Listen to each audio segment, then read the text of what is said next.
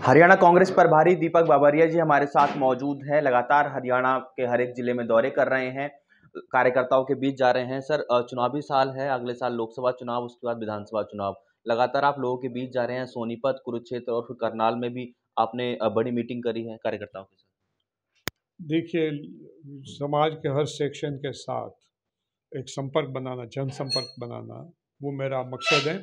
और उसके तहत करनाल के गया था, वहाँ पंजाबी लोगों से भी मुलाकात की, एक महिलाओं के कम्बोज के ग्रुप थे उनके से भी मुलाकातें की, और एक कश्यप की सभा की भी की, रोड समाज की भी सभा की।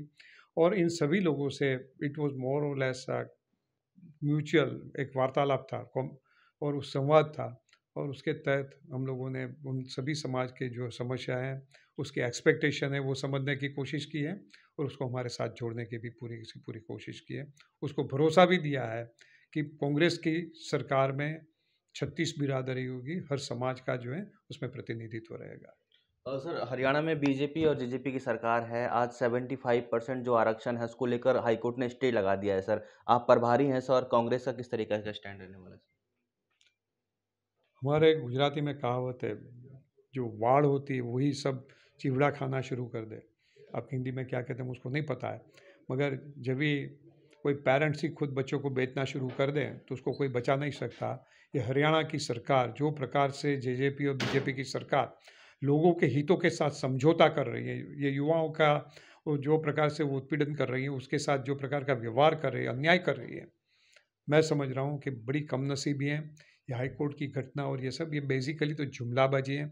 करना चाहते थे तो पहले दिन से कुछ सिंसियर प्रयास करते, लोगों को दिखते, एक समझौता भी करते, इंडस्ट्री के साथ भी बैठ के समझौता करते, प्रोडक्टिविटी बनाना और इसके साथ एक्सप्लॉइटेशन ख़त्म करना, बच्चों को न्याय दिलवाना, रोजगार दिलवाना।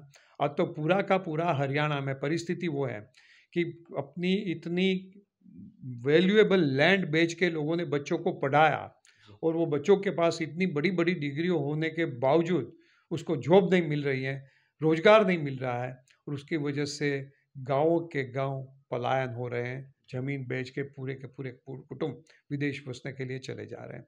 इससे बड़ी कमनसीबी नहीं हो सकती। ये देश के इतिहास में कभी ऐसा इसके पहले नहीं देखा गया। तो ये सरकार पहले से सहृदयता से प्रयास करती तो निश्चित रूप से इसमें कुछ नतीजा ला सकती है। बाकी सुप्रीम कोर्ट में मैटर के अनदर 5-10 साल बैठे रहेंगे, और जो है लोगों को न्याय होता रहेगा। सर, जिस तरीके से बात करें, जहरीली शराब से 25 लोगों की मौत हो गई है सर। किस तरीके से देखते हैं सर इसको? देखिए, ये जहरीली शराब का जो है वो भी एक बड़ा दूषण है, और ये सरकार चाहती तो निश्चित रूप से इसके ऊपर प्रिवेंटिव कदम उठा सकती थी, मगर कहा जाता है कि उसमें कहीं न कहीं सरकार में बैठे हुए लोगों की साझेदारी है। जजपा और भाजपा के कई मंत्रियों को उसमें से हिस्सा मिलता है। लोगों के स्वास्थ्य के साथ, उसके जान-माल के साथ खेलते हुए, ज़हर देते हुए उसमें से कुछ पैसा कमाने की कोशिश करते हैं, ऐसा कहा जाता है। तो वो परिस्थिति में उनसे क्या उम्मीद रखें?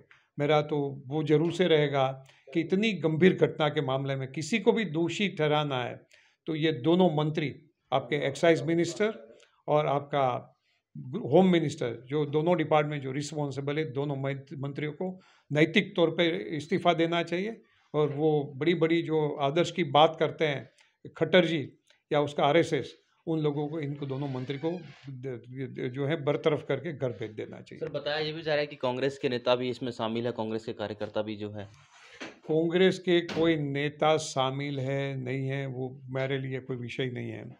कांग्रेस एक मास मूवमेंट है, कोई ना कोई उसमें कार्यकर बन जाता है, कार्यकर बनने के बाद भी शायद उसका मन पलट जाता है, कोई गैर कानूनी व्यवसाय में लग जाता है। मगर एक सच्चा कांग्रेसमैन होता है, वो न तो कोई गरीब इंसान को जहर देने का काम करता है, न तो इसी प्रकार के गैर कानूनी व्यवसाय करता है, और कोई करता है तो वो एक कांग्रेस का मुखौटा पहना हुआ कोई गुनहगार है। कोई भी गुनहगार है तो उसको सजा मिलनी चाहिए। उसमें कांग्रेस पार्टी किसी की भी जो है उसकी पैरवी करने का कोई काम नहीं करेगी, इतना मैं कह सकता हूँ।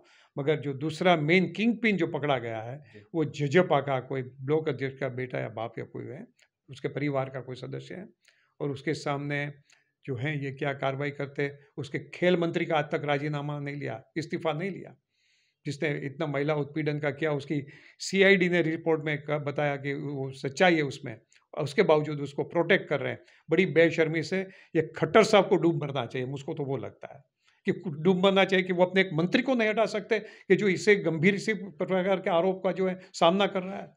तो ये परिस्थिति में ये दोनों मंत्री को वो घर भेजने का भी काम नहीं कर पाएँगे, बाकी अन्यथा आरएसएस को और भारतीय जनता पार्टी को दोनों के इस्तीफे लेके घर भेज देना चाहिए। सर एक आखिरी सवाल सर, संगठन को लेकर कई बार हम लोगों ने आपसे सवाल पूछा है सर, तारीख पर तारीख मिल रही है सर, कब तक ये संगठन का विस्तार आप देखते हैं होता हुआ हरियाणा में नज़र आएगा? मैन प्रपोजेस गॉड डिस्पोजेस, मैंने तारीख देना बंद कर दिया है। तो आपको मैं इतना ही कह सकता हूँ कि जो मेरी परसों जो बात हुई थी वेणुगोपाल जी से, तो उन्होंने भरोसा दिया है कि जैसे ही वो आते हैं, फ़ौरन जो है ये काम हाथ में ले लिया जाएगा। बहुत-बहुत धन्यवाद सर खबर अभी तक से बातचीत करने के लिए। तो ये थे हरियाणा प्रभारी दीपक बाबरिया जिन्होंने हरियाणा के मुद्दों को लेकर खबरें अभी तक से खास बातचीत की। राजा पटेल, दिल्ली, खबरें अभी तक।